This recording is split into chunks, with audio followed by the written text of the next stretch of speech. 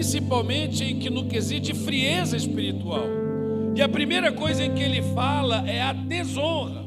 Então toda desonra, ela é resultado de uma frieza espiritual. Você está entendendo? Diga amém. Então a honra faz parte do projeto e do pensamento de Deus. Eu não estou falando, irmãos, de bajulação, eu estou falando de honra. E aqui ele começa falando exatamente sobre a questão de honrar, reconhecer. E ele fala assim, e suplicamos a vós, irmãos, que reconheçais os que trabalham entre vós, que presidem sobre vós no Senhor e vos admoestam. Versículo 13.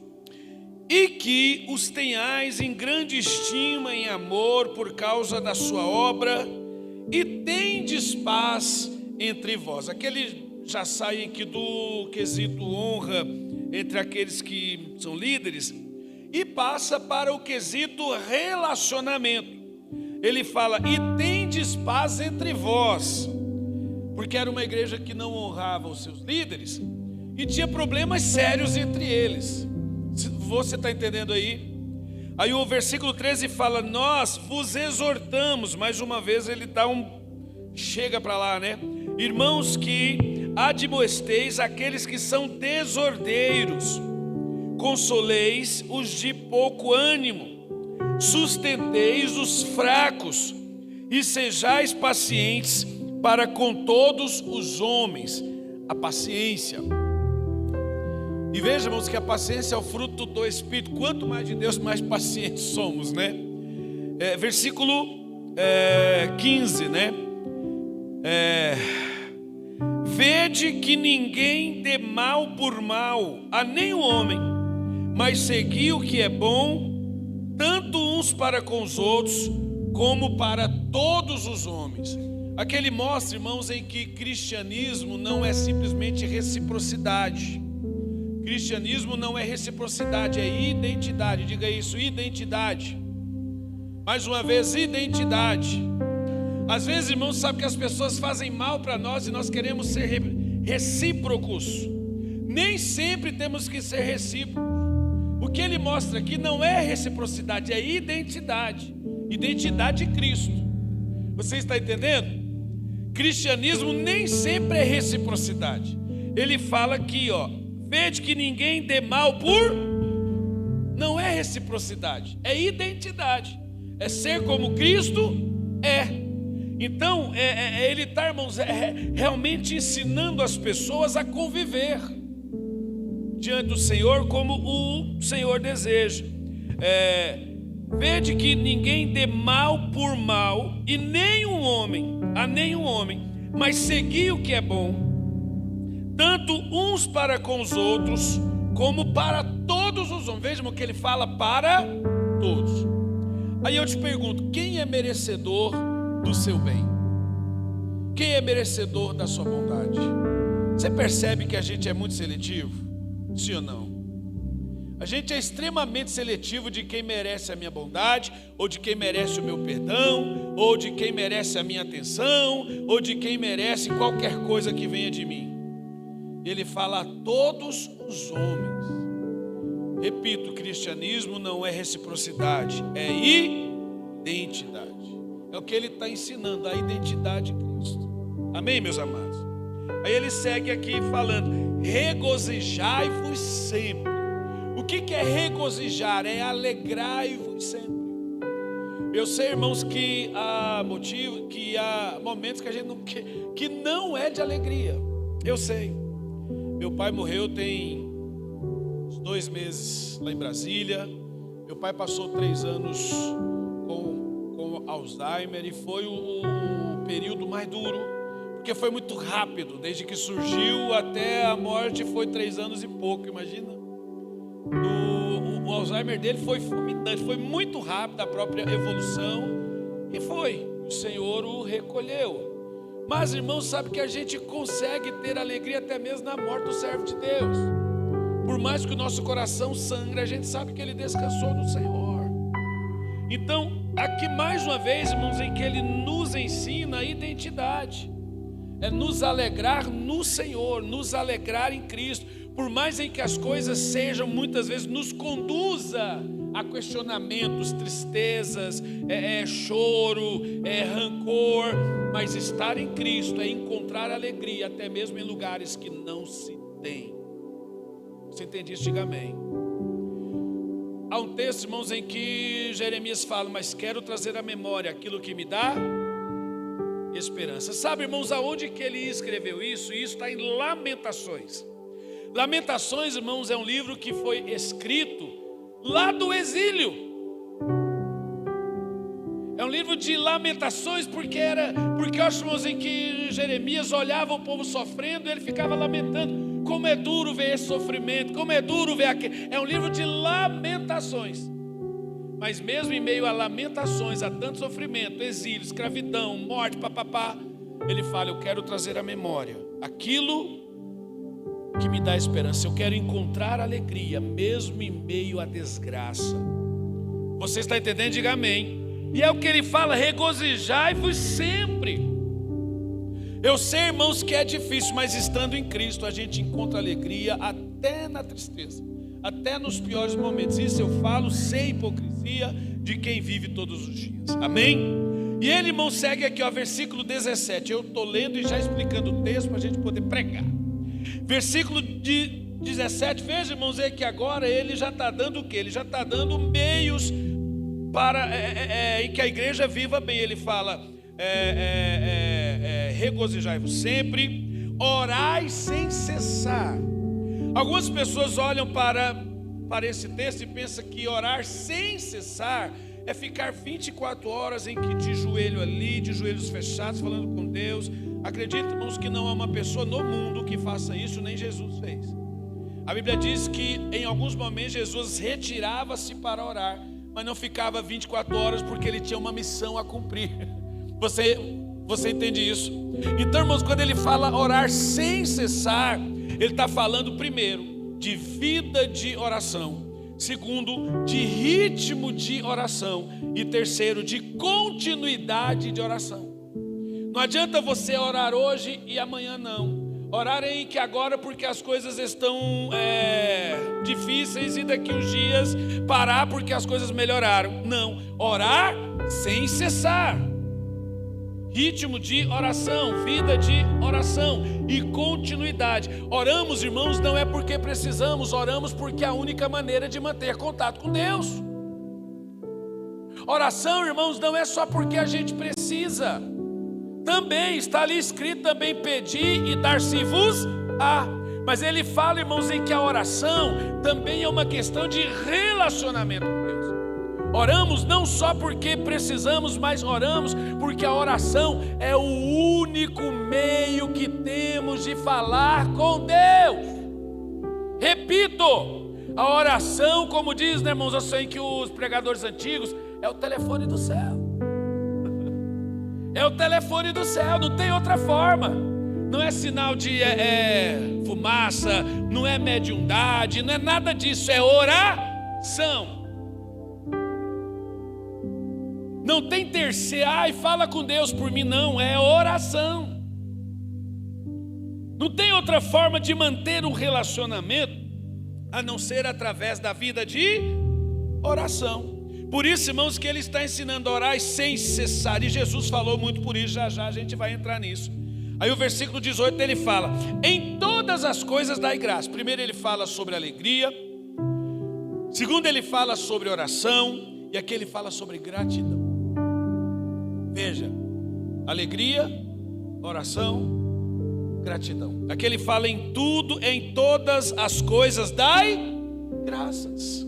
Em todas as coisas dai graças, porque esta é a vontade de Deus em Cristo Jesus para convosco. Seja grato, tenha gratidão. Eu sei, irmãos, que acontece coisas ruins com todo mundo. Quem aqui, irmãos, tem a vida perfeita que nunca aconteceu nada ruim? Quem aqui nesse ano já teve decepções? Normal. Mas ele fala: em todas as coisas dai graças, seja grato. Ao mesmo tempo em que acontece uma coisa ruim, acontece milhares de bênçãos de Deus. Por mais que você não veja, Deus está trabalhando na sua vida. A Bíblia Sagrada fala que se Deus não edificar a casa, em vão trabalhos que a edificam. E isso quer dizer que, não quero, só irmão, dizer que a gente não deva trabalhar, não, o contrário. Isso fala que quando Deus edifica a casa, enquanto trabalhamos, Deus está edificando. E o mesmo capítulo fala que Deus dá aos seus amados enquanto dormem. Ou seja, veja, irmãos, quando Deus edifica a casa, olha, agora eu já estou partindo para outro texto.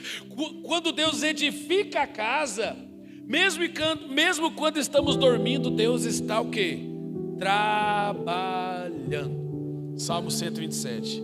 Fala que Deus dá aos seus amados enquanto dormem. Meu Deus. Enquanto dormimos, Deus está abençoando. Esse é muito forte, né, gente? Versículo 19. E não apagueis o fulgor do Espírito. Nós vamos entrar sobre isso, aqui é o centro que nós vamos pregar. Versículo 20. Não desprezeis as Escrituras, ou não desprezeis as profecias. Algumas pessoas leem esse texto, entendem que as profecias é a palavra de conhecimento, a palavra de sabedoria, é o que nós conhecemos por revelação. Não é. Aqui não está falando disso. Quando a Bíblia fala de profecia, vem do grego profetai, que é pregação, é expressar a palavra de Deus. Então ele está falando, não desprezeis a palavra de Deus. Não desprezeis aquilo que Deus está falando. Não desprezeis o que é pregado. Não desprezeis as Escrituras. Ou seja, leve a sério o que está sendo pregado. Leve a sério a palavra de Deus. 20 o que mesmo aqui, gente? 22. Eu acho que eu preciso trocar o óculos, irmãos. Inclusive amanhã eu tenho oftalmologista. 22 aqui, ó. Abstende-vos de toda aparência do mal. Abra mão daquilo que é mal.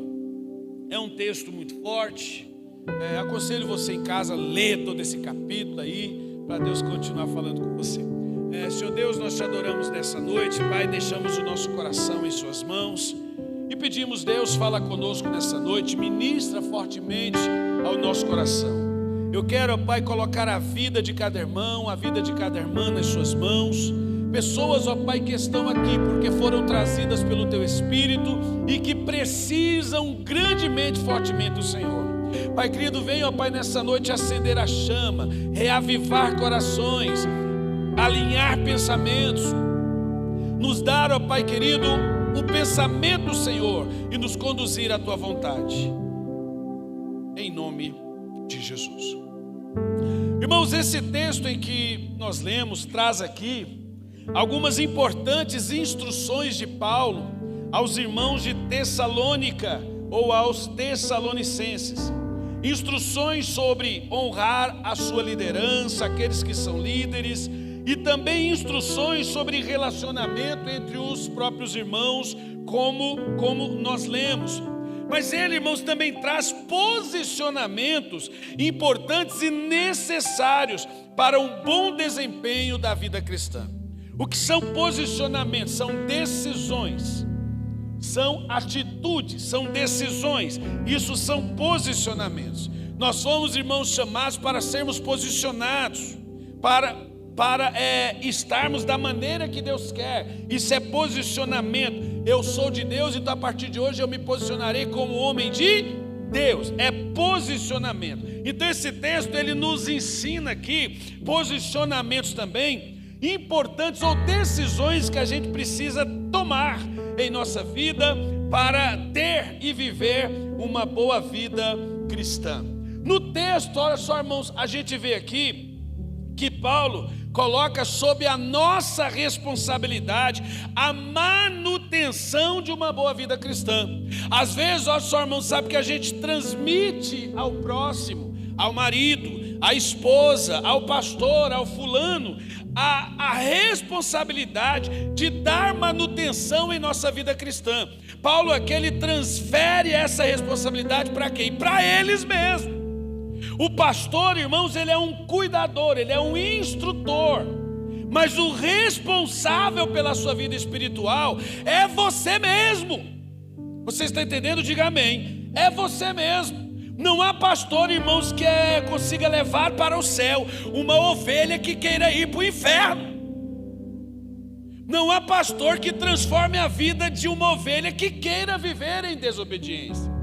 Então, irmãos, o texto ele transfere diretamente para os crentes a responsabilidade de manter e viver uma boa vida cristã. É isso que a gente leu? Totalmente é isso, né? Muitas coisas, irmãos, em que a gente julga ser de responsabilidade dos outros, na verdade é nossa responsabilidade. Eu sei, irmãos, que é natural em que do ser humano a transferência de responsabilidade, principalmente de culpa, né? Eu tô assim porque o fulano me olhou torto. Eu tô assim porque isso é porque a sogra falou isso. Eu tô assim porque o fulano não me amou. Eu tô assim porque o fulano me praguejou. Você entende isso? Nós temos a necessidade de achar culpados para as nossas mazelas, quando o maior culpado somos nós mesmos. Pelas nossas decisões ou pelas nossas faltas de decisão, pelos nossos erros, pelos nossos acertos, pelas nossas escolhas. É isso que a gente precisa entender, que a responsabilidade espiritual somos nossas. Na nova aliança, irmãos, todos somos sacerdotes diante de Deus. O pastoreio é uma questão organizacional de Deus para que haja líderes que vos guiem, que cuide, mas todos nós temos pleno acesso à presença de Deus e responsabilidade espiritual. Você está entendendo? Diga amém. Todos nós. Não existe mais, nós chamamos em que uma figura responsável pela sua vida, não. Isso é uma questão, isso é uma utopia espiritual. Eu vejo, irmãos, pessoas querendo ser salvas encostadas na oração dos outros. Eu acho, irmãos, acredito, quer dizer, acho que não pode existir em uma pregação, mas acredito, acho, irmãos, em que a oração ela tem que existir por todos, mas chega um ponto em que a oração tem que ser a decisão pessoal. Você está entendendo o que eu estou falando? Amém? Então, irmãos, Paulo aqui ele nos mostra claramente isso, a responsabilidade de cada crente em sua vida espiritual. A Bíblia Sagrada diz, irmãos, que Deus ele nos deu vida quando ainda estávamos mortos em nossos pecados, ou em condição de morte espiritual. Quantos aqui, irmãos, conhecem a Cristo? Deixa eu ver, levanta aí a sua mão e diga assim: eu sou de Jesus.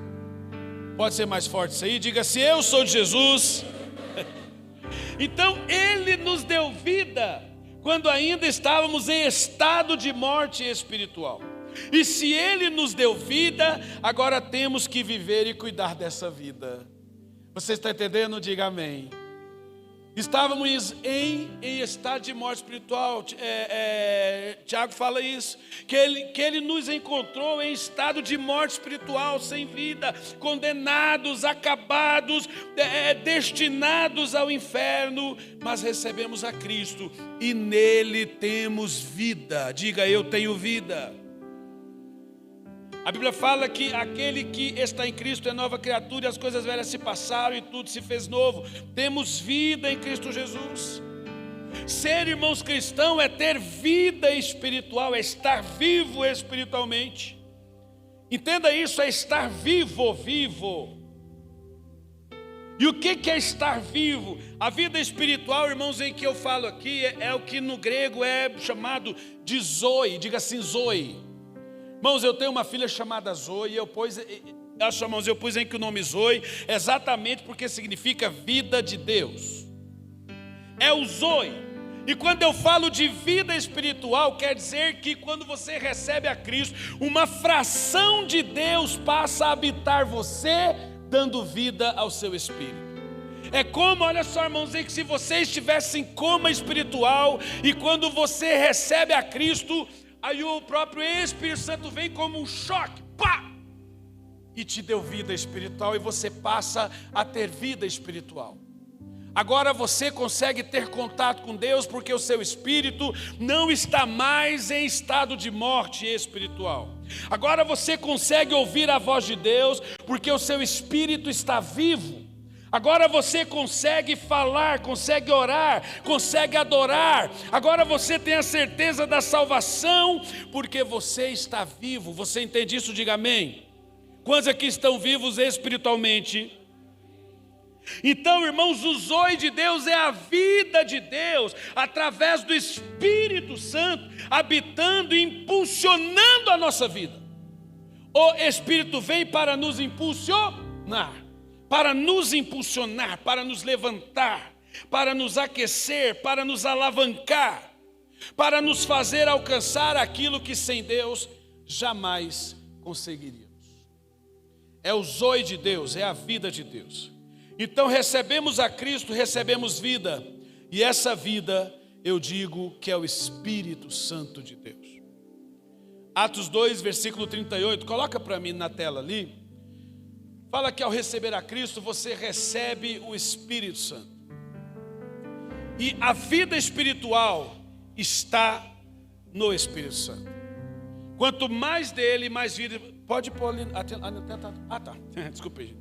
Atos 2 e 38 fala: e disse-lhes Pedro: arrependei-vos e cada um de vós seja batizado em nome de Jesus Cristo para a remissão dos vossos pecados, e recebereis o que, gente? O dom do Espírito Santo. Quando ele fala o dom aqui, irmãos, dom aqui é como dádiva, é um presente. Ou seja, recebereis o Espírito Santo como um presente. É a vida espiritual que vem como um choque, pá, e te acorda espiritualmente. Você está entendendo? Diga amém. E ele está ali exatamente para nos movimentar, para nos dar dons, para nos capacitar, para nos direcionar, para nos dar vida, tal. Estamos vivos, amém, meus amados? Então, quanto mais do Espírito Santo, mais zoe ou mais vida de Deus nós temos. Mais vivos sentimos. Quanto mais cheios de Deus, mais vivos sentimos. Perceba, irmãos, quando você está bem com Deus, você se sente mais vivo, sim ou não? Quando você está bem com Deus, as coisas são mais vivas. O seu casamento é melhor, o seu trabalho é melhor, a igreja é melhor, o trabalho na igreja é melhor, é tudo feito com muita alegria, as coisas funcionam melhor porque a vida de Deus está agindo. Porque o zoe é o Espírito Santo, é a vida de Deus. Portanto, irmãos, precisamos do Espírito Santo. Hoje cedo, nossos irmãos em nossa igreja, sabe que eu preguei sobre Gálatas capítulo 5, andar no Espírito. E sim, nós precisamos do Espírito Santo, porque é uma questão de sobrevivência espiritual. Vira, irmãozinho, para essa pessoa aqui do seu lado e fala assim: é uma questão de sobrevivência espiritual. Precisamos dele, irmãos, não só por causa de um arrepio, né? Ou de um rodopio, ou de falar, tudo isso é maravilhoso, irmãos, receber a Deus, o mover profético, eu amo isso, irmãos. Mas não é só isso. O Espírito Santo é uma questão de sobrevivência espiritual. Nós não buscamos a Deus apenas pela sensação, pela sensação boa de tê-lo, mas é pelo que ele representa dentro de mim, é pela necessidade que eu tenho dele. Você está entendendo? Diga amém. Algumas pessoas, irmãos, amam a sensação do Espírito, porque é gostoso. Quando ele desce, a sensação é maravilhosa. Aquilo toca os corações, as pessoas choram, as pessoas falam em línguas. Mas se você não manter e não for cheio, saiu da porta, é a mesma coisa. Porque você precisa entender que não pode ser apenas um momento ou apenas um arrepio. Tem que ser uma continuidade, ele tem que ser a vida que movimenta, a força motriz que te move.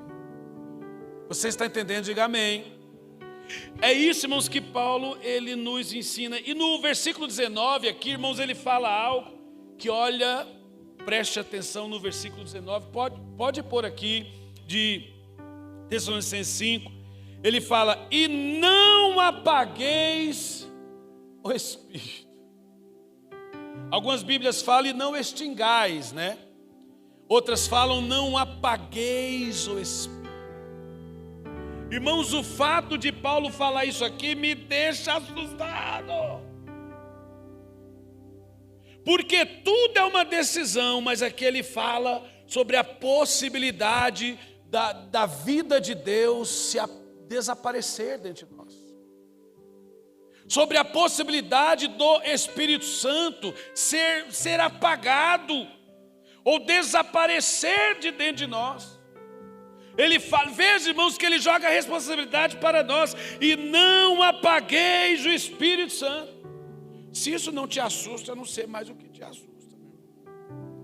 Isso mostra que, primeiro, existe a possibilidade aqui do Espírito Santo apagar dentro da pessoa. E quando ele apaga, você está sozinho. E eu percebo, irmãos, que muitas vezes, preste atenção no que eu vou te falar. Muitas pessoas, essa chama já se apagou há muito tempo e ele continuou sem Deus. E nem percebeu. Você está entendendo?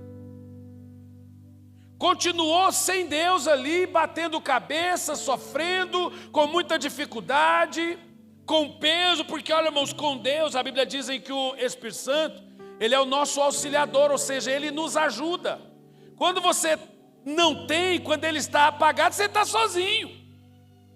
Tudo fica mais pesado. Então muitas pessoas, isso já está apagado há muito tempo, e ele nem percebeu. Porque os problemas nos envolvem, ao ponto de não percebermos ou de vermos o que perdemos ou o que está errado. Veja, ó, só irmãozinho, que muitas vezes, ó, só irmãos, estamos tão focados nos problemas, nas tribulações, naquilo que não é Deus, que a gente não percebe o que estamos perdendo no âmbito espiritual. Por isso que temos que manter o foco em Jesus. Primeiro, irmãos, esse texto mostra que o Espírito Santo em nós é como uma chama, é como fogo. Quando ele fala, não apagueis o Espírito, ele mostra que o Espírito Santo é como uma chama, é como um fogo.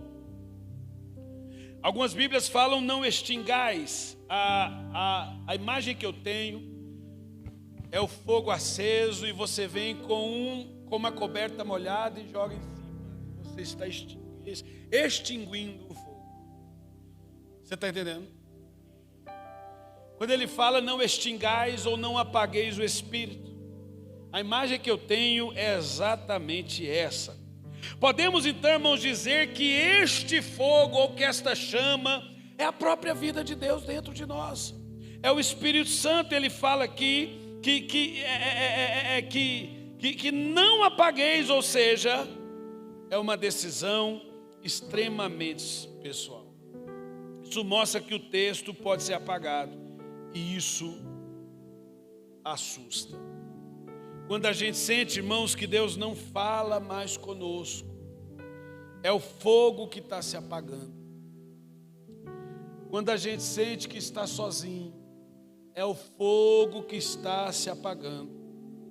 Quando a gente sente desanimado, sem vontade de nada, é o fogo que está se apagando. O problema é que muitas vezes a gente não liga para isso. A gente lida como se nada tivesse acontecendo e empurramos com a barriga. E não procuramos reparar o altar. E deixamos o fogo se apagar. Então ele mostra aqui, irmãos, que não extinguir o fogo do Espírito Santo é nossa responsabilidade. Vira o seu irmãozinho para essa pessoa bonita aí e fale assim, é a sua responsabilidade a manutenção do fogo do Espírito. É nossa responsabilidade. Agora olha para mim, nós vamos discorrer aqui. Ao mencionar o Espírito Santo como chama, quando ele fala não apagueis, ele fala sobre uma chama que deve permanecer acesa e não se apagar nunca. Ele fala não apagueis o Espírito Santo. Aqui Paulo, irmãos, indiretamente, irmãos, que era um homem extremamente estudioso da lei e das próprias Escrituras, ele faz uma menção da figura do candelabro lá do Antigo Testamento, que ficava no tabernáculo, construído por Moisés e posteriormente no templo, que jamais deveria se apagar. Veja, irmãos, lá no próprio tabernáculo, que era o pensamento de Deus para Moisés, ele deu, irmãos, para ele uma visão, falando com ele, falou: construa um tabernáculo e posteriormente o templo. 3 fazem que desse próprio tabernáculo: o átrio, o santo lugar e o santo dos santos. E veja, olha só, irmãos, em que no santo lugar tinha o candelabro. E esse candelabro representava a luz de Deus sobre a nação.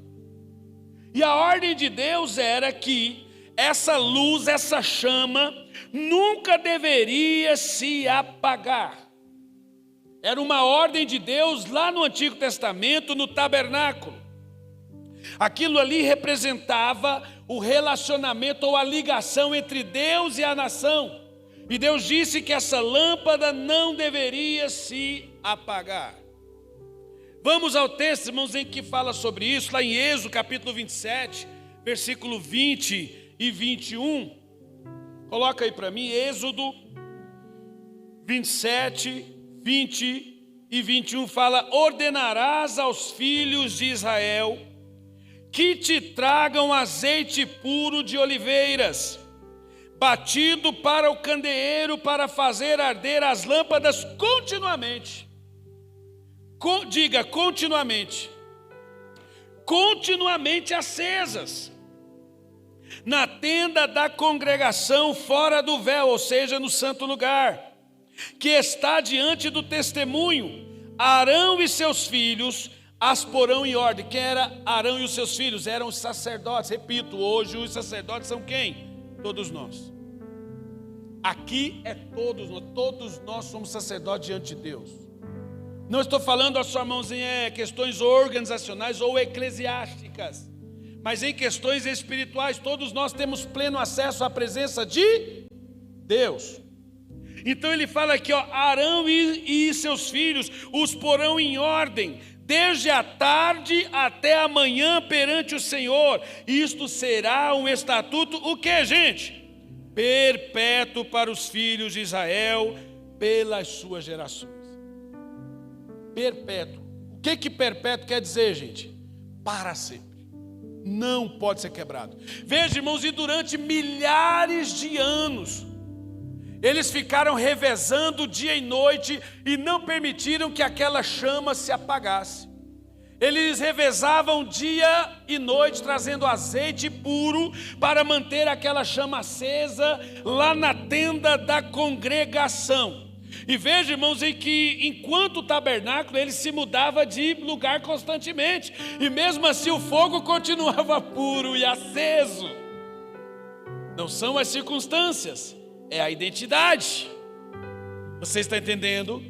Eles se movimentavam mesmo com muita dificuldade. O azeite estava aceso, estava queimando a lâmpada, estava queimando o candelabro.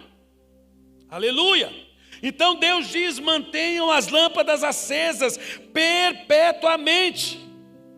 E é um mandamento que não poderia ser quebrado ou revogado, não tinha jeito, é o que Deus queria, porque aquilo ali simbolizava a presença de Deus na nação e a ligação entre Deus e o povo. Agora, irmãos, quando você lê a história após a morte de Cristo, 70 anos depois de Cristo, você lendo ali, o general Tito, romano, invade Jerusalém e destrói tudo, mata as grávidas nas escadas do templo e destrói completamente o templo de Israel no ano 70 depois de Cristo. E ali muitas práticas judaicas, incluindo o culto e o candelabro aceso, acabou. Preste atenção no que eu vou te falar. Incluindo o culto, os próprios ritos judaicos, aquilo que Deus tinha dado a eles, inclusive o candelabro aceso perpetuamente, não existia mais, porque estava tudo em ruínas, 70 anos depois de Cristo. E a partir de então, não se falou mais nisso no Novo Testamento. Ninguém fala mais. Porque o templo foi o que, gente? Destruído.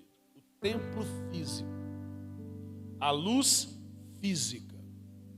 A gente precisa, irmãos, entender que a graça aponta, quer dizer, que a lei aponta para a graça. Diga assim, a lei aponta para a graça. Aí uma pergunta eu faço. Deus, ele disse que seria um mandamento perpétuo. Mas porque General Tito então invade e destrói o templo, quer dizer que esse mandamento deixou de ser perpétuo? Não deixou. A ordem continua. O que muda é a dimensão. Diga, a dimensão. Ali era na dimensão natural para fins espirituais. Hoje é na dimensão espiritual que gera resultados naturais. Você está entendendo? Diga amém. Então essa ordem, irmãos, continua cumprindo-se nos dias de hoje. Paulo, em sua sabedoria, como rabino que ele era, quando ele fala sobre não deixar apagar a chama do Espírito, e sabendo, irmãos, que ali tinha muitas pessoas que conheciam esse costume, ele faz uma menção e aponta diretamente para as lâmpadas do candelabro. E ele fala, não apagueis a chama do Espírito. Não deixe apagar aquilo que Deus acendeu. Não deixe apagar a vida que Deus te deu, aquilo que nos conecta ao Senhor. Então isso continua cumprindo-se nos dias de hoje.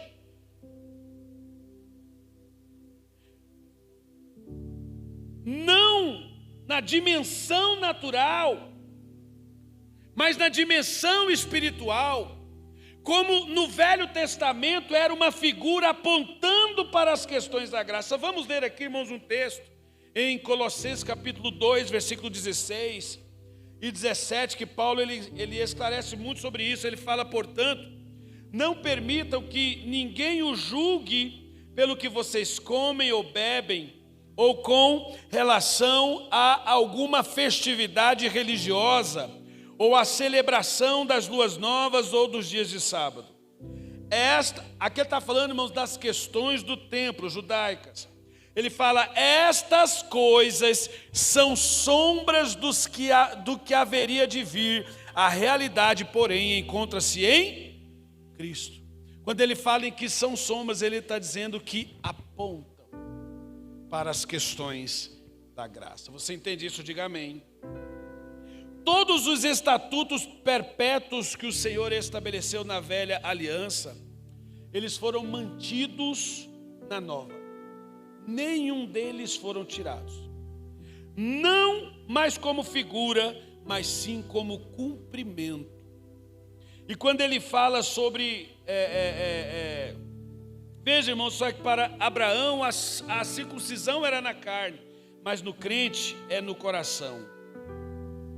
Vamos ler aqui, Romanos 2, versículo 28 e 29 fala, não é judeu quem o é apenas exteriormente, nem é circuncisão o que é meramente exterior e física. Não, judeu judeu o é interiormente, e circuncisão é a operada no coração pelo Espírito, e não pela lei escrita. Para estes o louvor provém dos homens, não provém dos homens, mas de Deus. Então, irmãos, quando Paulo fala ali, não apagueis o Espírito, é uma ordenança semelhante ao dos sacerdotes. O fogo, ele não é mais exterior. O fogo agora é a vida do Espírito dentro de cada um de nós. O fogo, irmãos, ele não está mais em um objeto de metal. Hoje ele precisa estar aceso em nosso coração. Você está entendendo aí? Diga amém. Para acender a lâmpada ali, era necessário azeite puro. A gente leu.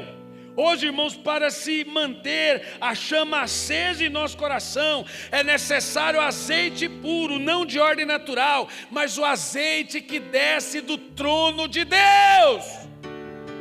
O azeite que vem da presença santa do Senhor, que desce do trono da graça, que é produto de oração, produto de adoração, produto de unção, produto da presença preciosa do Senhor. Então, irmãos, muitas vezes o fogo ele se apaga, porque falta o quê? Porque falta azeite. Diga isso, falta azeite. Falta azeite.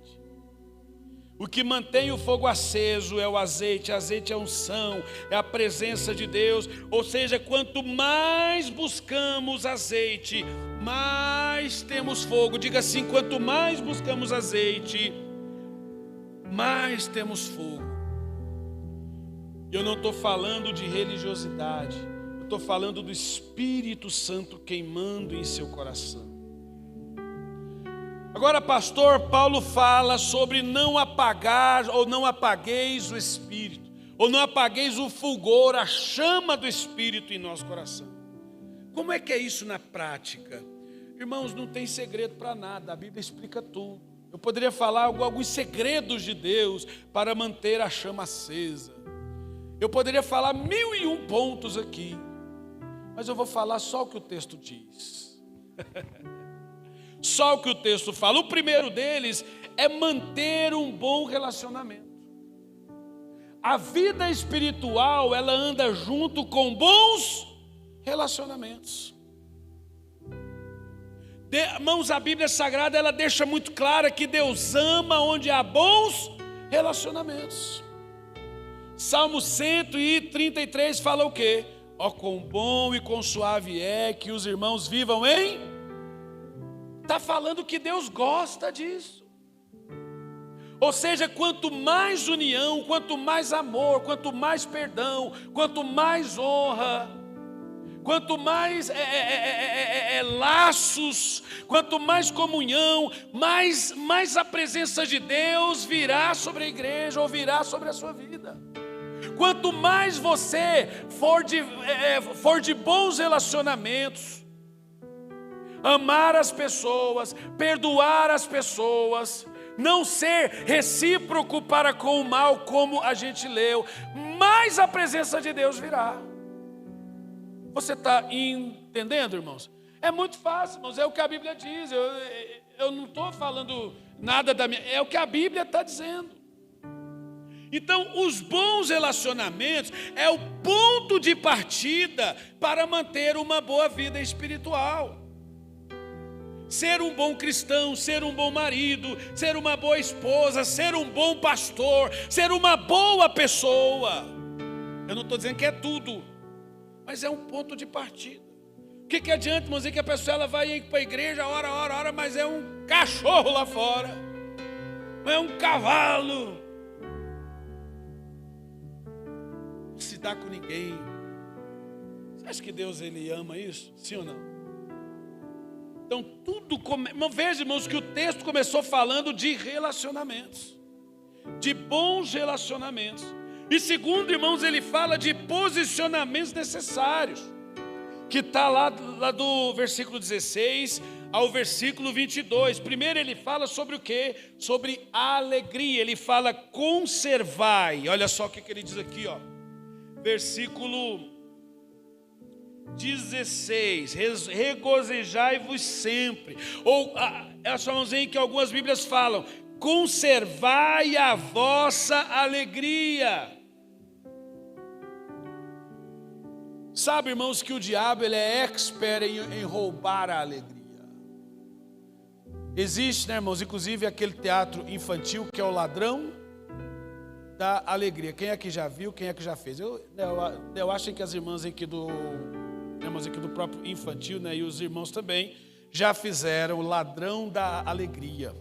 E o diabo ele é expert em fazer isso, em roubar a alegria, porque ele sabe que roubando a alegria ele afasta a pessoa de Deus.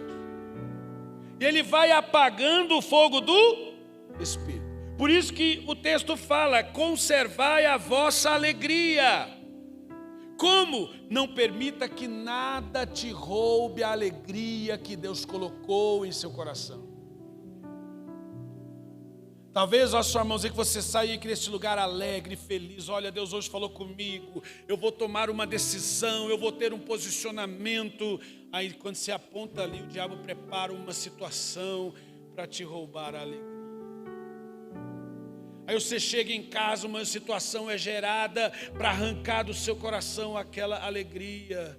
Durante a semana no trânsito vem um e te fecha para roubar a tua alegria. Você está entendendo? E aqui fala, irmãos, que isso vai acontecer, né? Tem coisas, irmãos, que não tem como evitar. Agora, permitir que isso roube a alegria ou não, é uma decisão de cada um. Tem, irmãos, pessoas que elas são muito reativas emocionalmente. A gente tem que ser menos. Toda reatividade emocional te trará prejuízo. Existem, só, irmãos, questões que você não precisa reagir, apenas vira o rosto e vai embora. Apenas ignore algumas coisas que você vai ganhar mais. Sim ou não?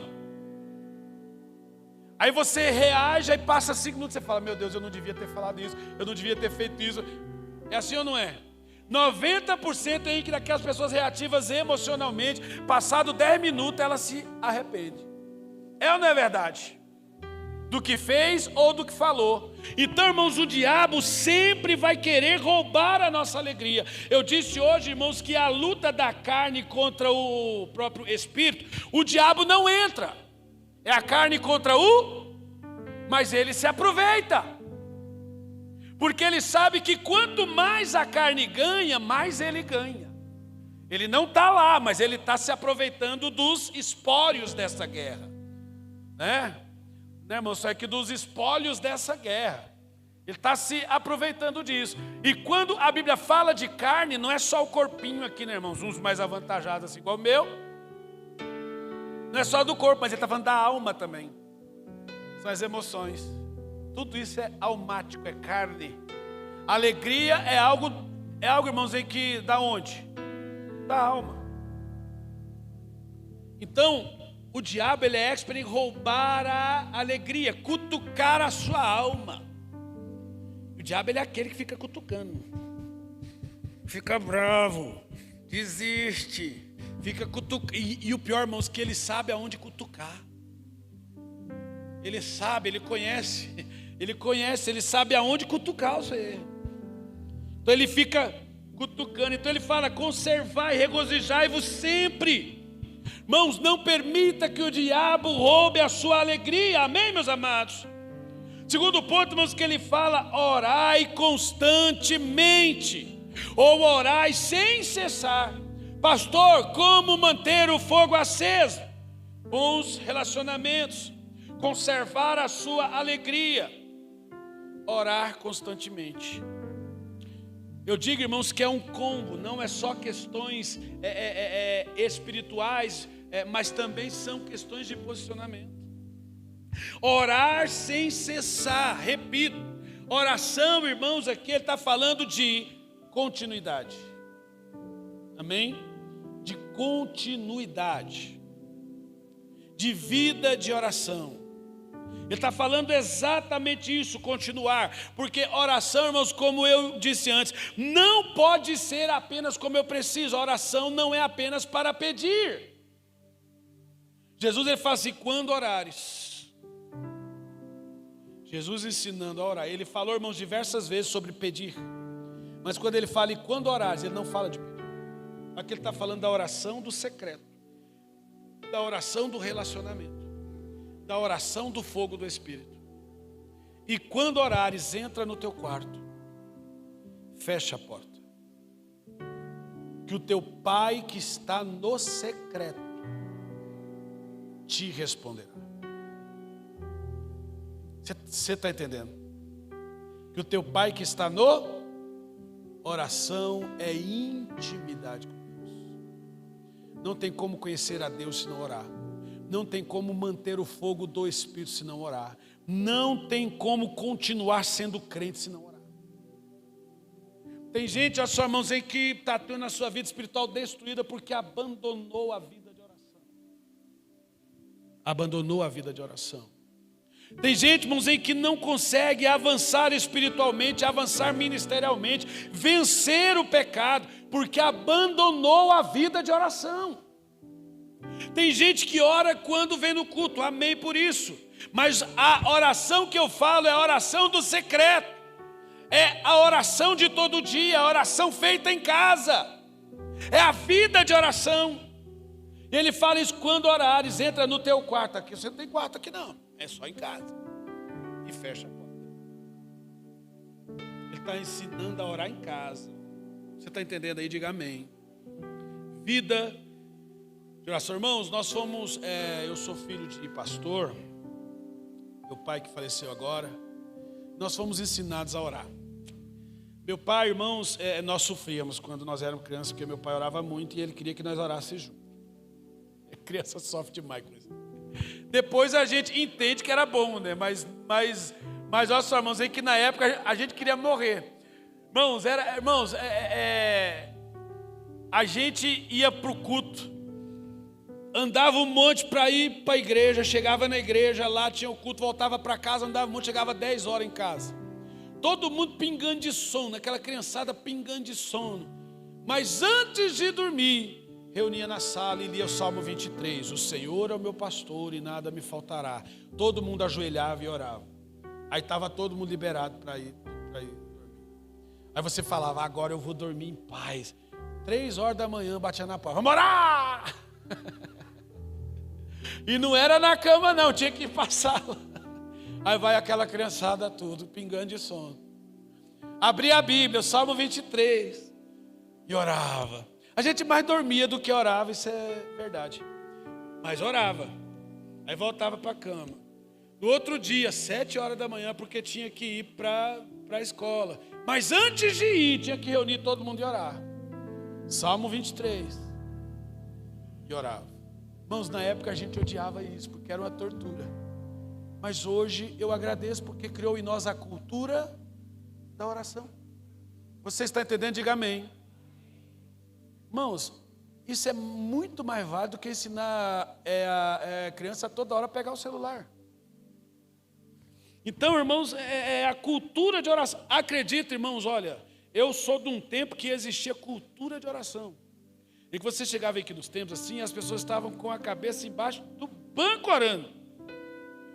Lá em Goiânia, eu tinha uns 7 anos de idade, tinha lá uma irmãzinha, que ela chamava Romana.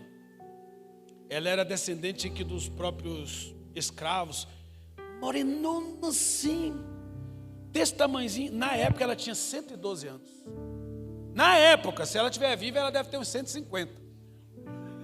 Nem sei. Mas, irmão, na época ela tinha 112 anos. Mas pensa numa velha forte. Aí, irmãos, olha só, a gente chegava, veio aqui na igreja, era aqueles banquinhos aqui de madeira assim. Irmãos, ela estava com a cabeça embaixo do banco, a bunda para cima, e orando. E glória, e glória, e glória, e glória, e glória, e glória, e glória, e clamava, e todo mundo em que chegava já sentia a presença de Deus e já dobrava o joelho também, e era aquele Pentecostes, era a cultura de oração. Cultura de oração. Uma velhinha de 112 anos. Quebrando tudo em oração. Cultura de oração. Terceiro ponto, irmãos, em que ele fala aqui, até porque eu preciso terminar, o tempo está ali, é gratidão. Ele fala: dai graças em toda circunstância. Dai graças em toda e qualquer circunstância. Irmãos, se tem uma coisa que Deus odeia, é a ingratidão. Como nós reclamamos de tudo. Está sol, ai que sol quente, está frio, ai que frio, está chovendo, meu Deus, para essa chuva. Nunca está bom, cara. Nós temos o hábito de reclamar, como se não tivéssemos nada, como se tivesse uma desgraça. Eu percebo, irmãos, que muitas vezes nós somos mimados. Quem aqui pensa isso? E quando eu me coloco no meio, irmãos, que nós muitas vezes somos mimados. A gente reclama de tudo. E a reclamação para Deus tem um nome, irmãos, que é o quê? Diga assim: murmuração. Diga forte, murmuração. A murmuração, irmãos, Deus pôs ela nos mandamentos, porque o povo estava reclamando mesmo livre no deserto. O povo reclamando da bondade de Deus, reclamando, Deus, nós estamos livrando, abrindo o mar vermelho, dando, nós somos comida caindo do céu, dando tudo para eles, e o povo ainda reclamando, murmurando. E essa palavra murmuração, a raiz dela é o que? É rosnar.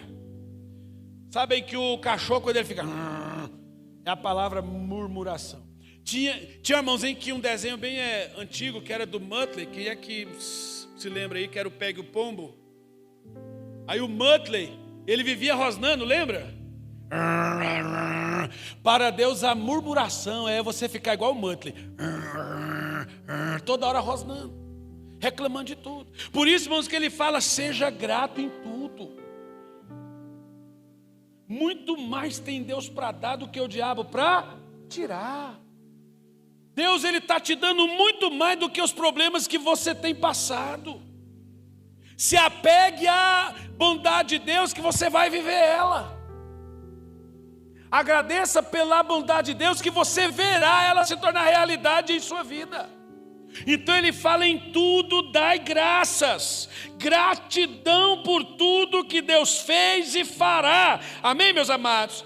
A gratidão abre portas e alegra o coração de Deus. Olha que coisa poderosa. E ele fala, não apagueis o Espírito Santo. Aqui eu digo que invista em azeite. Invista em azeite.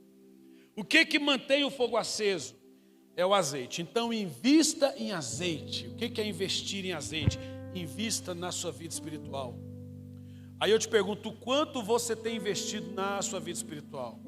Eu vejo, irmãos, que hoje nós temos tanta coisa, né, irmãos, para a gente investir, né? Quem aqui, irmãos, fazem que há academia aí? Deixa eu ver. Não parece, mas eu faço, tá? Parece não, mas eu faço. Irmãos, eu tinha 120 quilos, agora eu estou com 108. Tá fácil perder não, viu? E olha, irmãos, e não é monjaro não, tá? Tem uns aí que é monjaro, tudo Nutella. Não é monjaro não.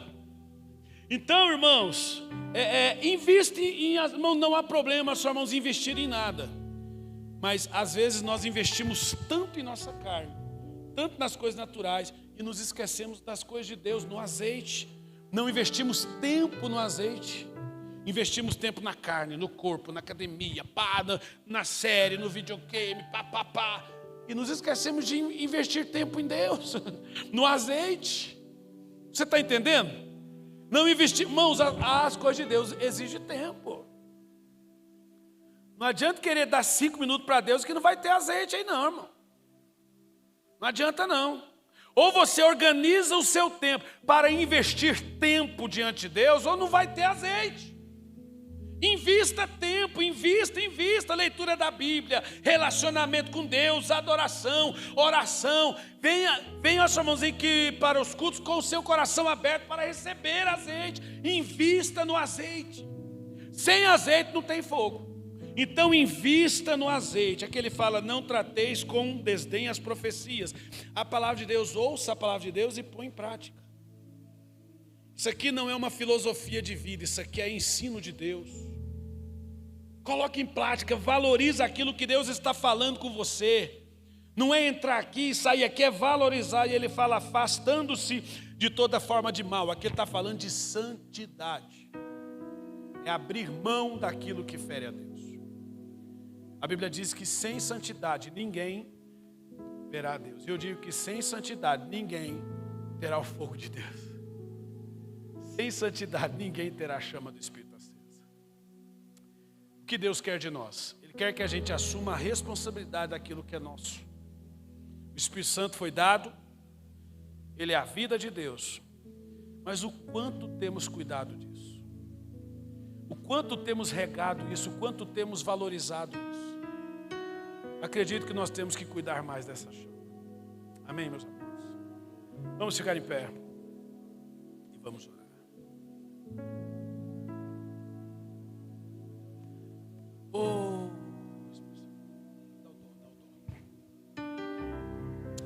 Coloque a sua mão no seu coração. Fale com Deus por 1 minuto, mas com sinceridade. Se você sente que a chama está quase apagando, peça perdão e fala: Senhor, me perdoe porque eu não tenho cuidado dessa chama. Se você precisa de força, fala: Espírito Santo, me ajuda a reacender essa chama. Fale com Deus. Fala o Senhor aí por 1 minutinho.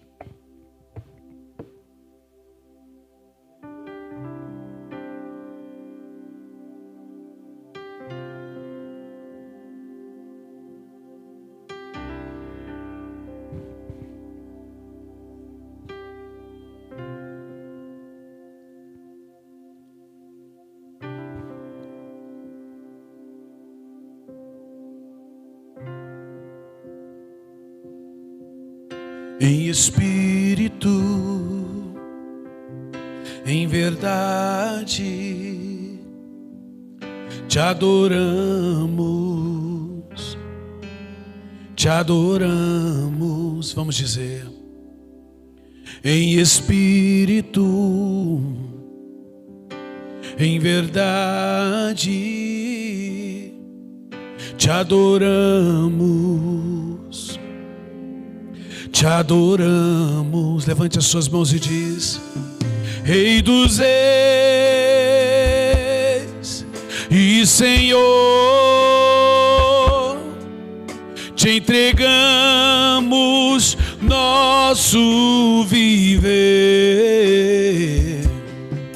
Rei dos reis e Senhor, te entregamos nosso viver.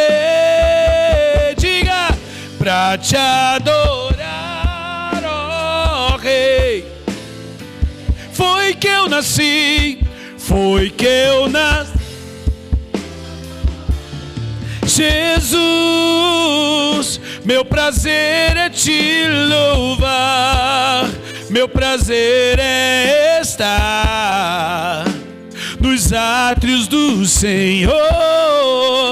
Meu prazer é viver na casa de Deus, onde flui o amor. Levante as suas mãos. A honra, a glória, a força e o poder ao Rei Jesus, e o louvor ao Rei Jesus. Vamos declarar: a honra, a glória, a força e o poder ao Rei Jesus, e o louvor ao Rei Jesus. A honra, te amamos, Deus. Cante, oh!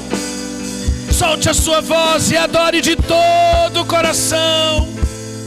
E o poder ao Rei Jesus, e o louvor ao Rei Jesus. Levante as suas mãos. Espírito Santo, nós te adoramos nessa noite. Senhor, nós clamamos por tua misericórdia sobre a nossa vida, Pai. Tem misericórdia do teu povo, meu Deus. Talvez, Pai querido, que essa chama esteja quase apagando. Uns, ó Pai, a chama está apagada, outros estão quase apagando, outros têm cuidado, mas Deus tem misericórdia de nós. e nos ajude, meu Pai, a manter essa chama acesa. Vem fogo do Espírito, desce sobre este lugar nessa noite, desce sobre este lugar nessa noite. Vem queimar em nosso coração, vem queimar em nossos corações. Vem fogo do Espírito, vem fogo do Espírito. Levante as suas mãos, Ele está aqui nessa noite.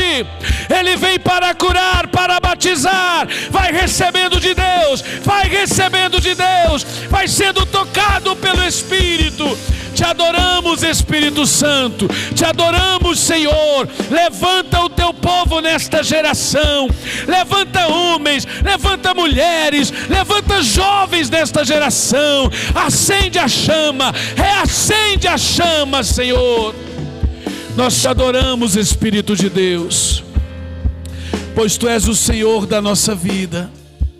Aleluia, glória a Deus, amém, meus amados. Vamos aplaudir.